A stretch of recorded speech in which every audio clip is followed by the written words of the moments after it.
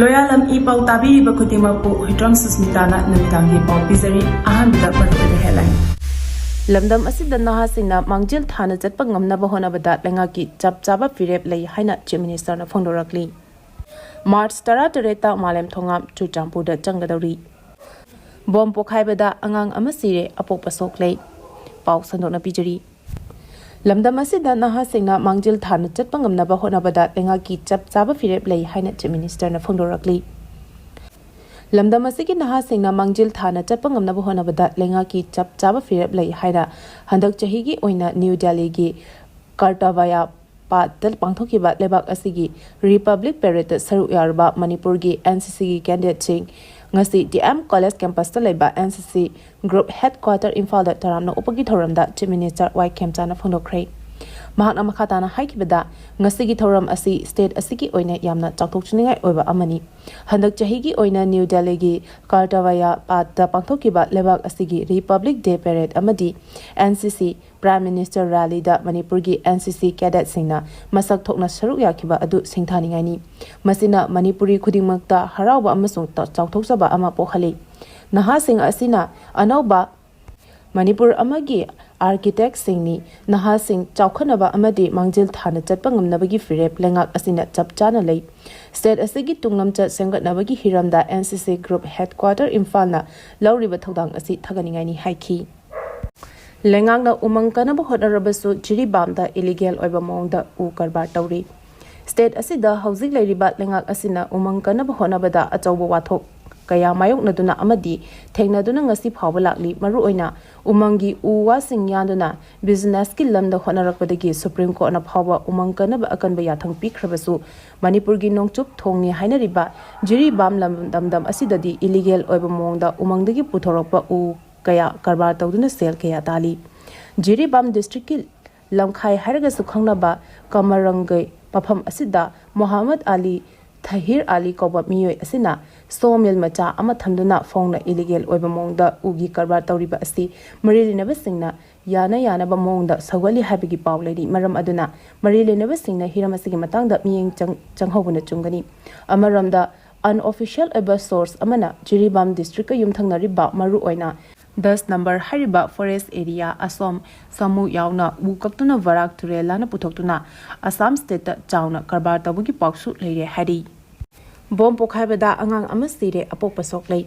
None district ki Khopum police station gi manung chana leiba Tanglingpung Namkaulong part 2 da ngasi ayu pung 9 kunthra rom tarapa matamda lethot bom ama Pokhaibagi thodokta chahi ahum khak ngairiba angang ama mafam adumakta da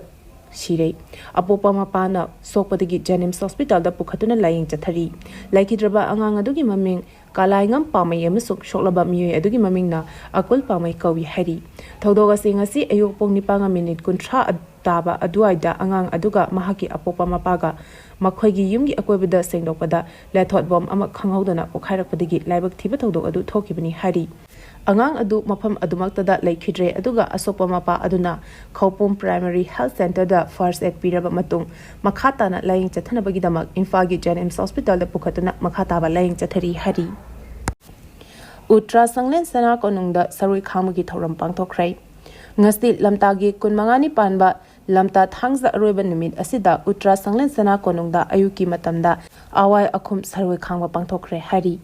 Uttara Sanglen Sana konungna thadorokpa chiralamana haribana laithau ase haukiba ahanba lamta thangsada pangthokiba adu ngasi aroiba oina pangthokpani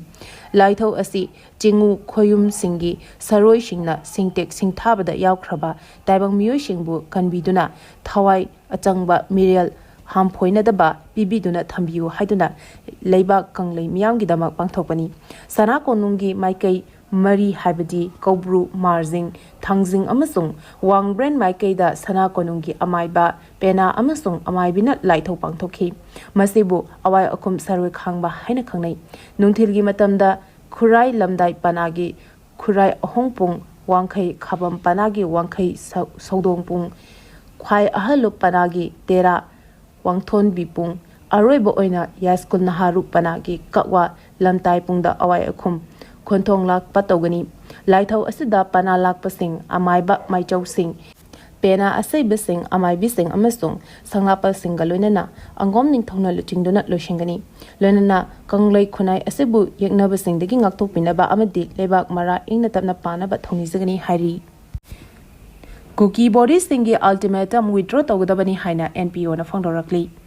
Okrugi Tawai Kuldagi Cookie Ani Sina Pankiba Todoka Mari Lenana, Cookie Inpi Manipur, Cookie Organization for Human Rights A. Amasung Committee on Travel Unity Makedegi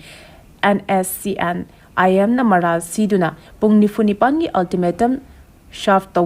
Tokibadu Tamoy Shokni Yaningde ultimatum adu withdraw Togodabani Haina Naga People's Organization Senapati na Tadorok Chirolamana Hari